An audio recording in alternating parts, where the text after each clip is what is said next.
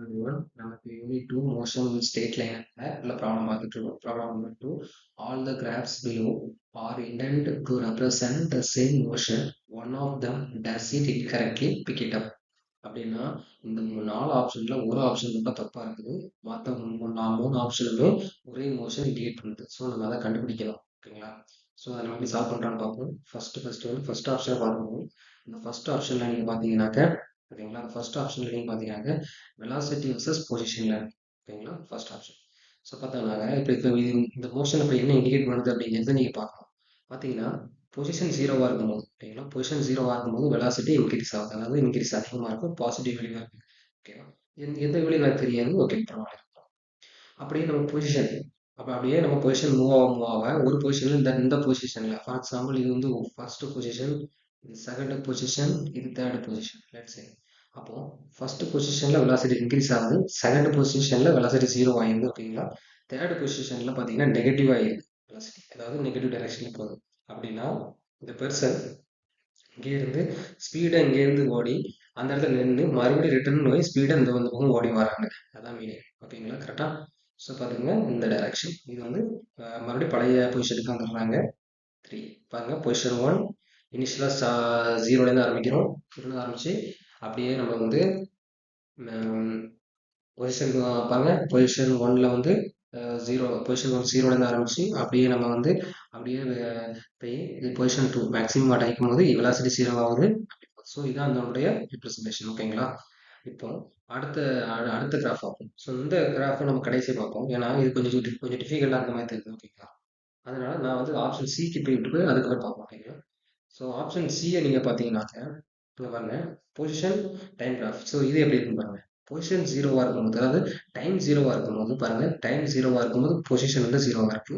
ஓகேவா, அப்போ அதுக்கப்புறம் இப்படியே மூவ்மெண்ட் இருக்குது. டைம் ஜீரோ அதுக்கு ஒரு ஒரு ஒரு டைம் ஆஃப் டைம்ல என்ன ஆகுதுன்னா பொசிஷன் மேக்ஸிமம் அடைஞ்சிருக்கு. ஓகேங்களா, ஸோ பார்த்தீங்கன்னா இந்த இடத்துல மேக்ஸிமம் ஆயிடுச்சு. அப்போ பார்த்தீங்கன்னா இது 1, இது 1, செகண்ட் பொசிஷன், தேர்ட் பொசிஷன். கரெக்டா, அப்போ என்ன தேர்ட் பொசிஷன் பாருங்க, மறுபடியும் ரெண்டு பொசிஷன் ரிட்டர்ன் வருது.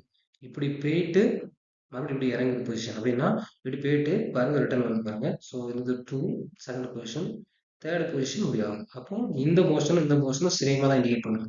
அதாவது எந்த மோஷன், ஆப்ஷன் ஏவும் ஆப்ஷன் சியும் சேமாக தான் இருக்குது. கரெக்டா, option option A option C ரெண்டுமே சேமாக இருக்குது. கரெக்டா, அப்படின்னா அதுக்கப்புறம் ஆப்ஷன் டியை பார்ப்போம். ஓகேவா, ஆப்ஷன் டியை பார்த்தோம்னாக்க வெலாசிட்டி பாருங்க, இனிஷியலா டைம் ஜீரோவா இருக்கு. டைம் ஜீரோவா இருக்கும், வெலாசிட்டி பாசிட்டிவ் வேல்யூவா இருக்குது. ஓகேவா, ஓகே, அப்படியே போகுது ஃபர்தரா. ஒரு டைம்ல வெலாசிட்டி ஜீரோ ஆகுது. நம்ம இங்கேயே நம்ம எங்க ஆப்ஷன் ஏல நீங்க பாத்தீங்கன்னா ஒரு இடத்துல வந்து வெலாசிட்டி ஜீரோ ஆகும் கரெக்டா பொசிஷன். அப்போ வந்து மேக்ஸிமம் ரீச் ஆகி, ஸோ இது பேசிக்கா இது 1வது பொசிஷன், இது 2வது பொசிஷன், இது 3வது பொசிஷன். இப்போ ஏ அப்புறம் இது வந்து ஃபர்ஸ்ட் பொசிஷன், அப்புறம் 2வது பொசிஷன்ல வந்து இது அப்படியே ரிட்டர்ன் ஆகும், ஏன்னா நெகட்டிவ் டைரக்ஷன் வெலாசிட்டி ரிட்டர்ன் வந்து கரெக்டா இந்த இடத்துல மறுபடியும் வந்த இடத்துக்கு திரும்ப வந்துருது. ஸோ 3வது பொசிஷன் வந்துருச்சு. ஓகேங்களா, ரைட் மாதிரி தான்.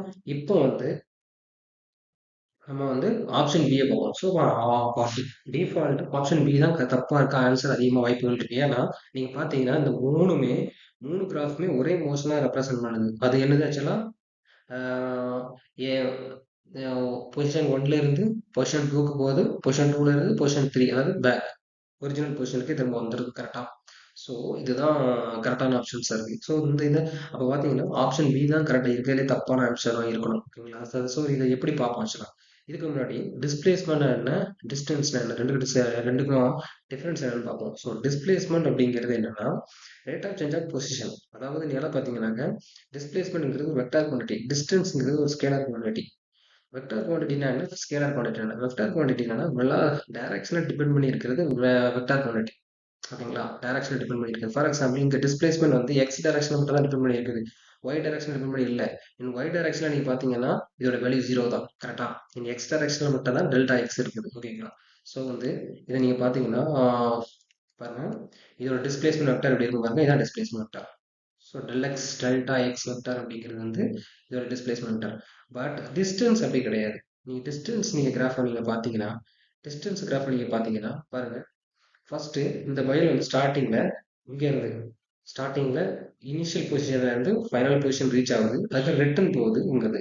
இப்போ டிஸ்பிளேஸ்மெண்ட் நம்ம பார்த்தோம்னாக்க இந்த இடத்துல ஃபைனல் மைனஸ் இனிஷியல் அவ்வளோதான். ஓகேங்களா? அப்படின்னா நம்மளுடைய டிஸ்பிளேஸ்மெண்ட் கிடைக்கும். ஃபார் எக்ஸாம்பிள் இந்த கேஸ்ல நீங்க பார்த்தீங்கன்னா, இப்போ என்னுடைய இதுல பார்த்தீங்கன்னா, இதுதான் டிஸ்பிளேஸ்மெண்ட் வெக்டார். பாருங்க, டிஸ்பிளேஸ்மெண்ட் வெக்டார்ங்கிறது வந்து இனிஷியல் மைனஸ் ஃபைனல் இவ்வளவுதான். மொத்தத்துல இவ்வளவு ஆச்சுதான்.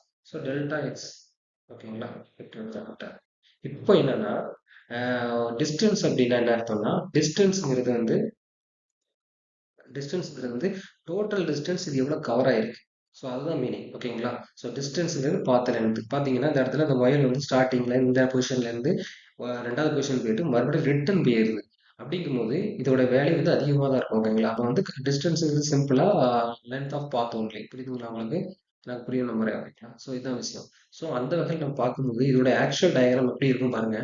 இனிஷியலாக வெலாசிட்டி பாசிட்டிவாக இருக்கு. கரெக்டா? பாருங்க, இனிஷியல் வெலாசிட்டி பாசிட்டிவ் இருக்கு. உங்களுக்கு தெரியும் இந்த ஸ்லோப் வச்சு தான் நம்ம வந்து இது ஈஸியாக கன்சிடர் கணக்கு முடியும். நீங்க பாருங்க, ஸ்லோப் வச்சு பண்ணும்போது வெலாசிட்டி வந்து இனிஷியலா ஃபர்ஸ்ட் பாசிட்டிவா இருக்குது, ஒரு வேல்யூவா இருக்குதுன்னா கண்டிப்பா ஸ்லோப் வந்து ஜீரோவா இருக்காது. கரெக்டா? நம்மளுடைய இப்போ பொசிஷன் டிஸ்பிளேஸ்மெண்ட் கிராஃப்ல வந்து ஒரு ஸ்லோப் வந்து ஜீரோவா இருக்காது. ஆனா நீங்க இங்க பாத்தீங்கன்னா பாருங்க, இங்க ஸ்லோப் வந்து எக்ஸாக்டா ஜீரோவா இருக்கும். ஸ்டார்டிங்ல ஜீரோல இருந்து ஆரம்பிக்குது. அதே மாதிரி ஃபைனலாகவும் ஜீரோவா தான் இருக்கு. இது தப்பு.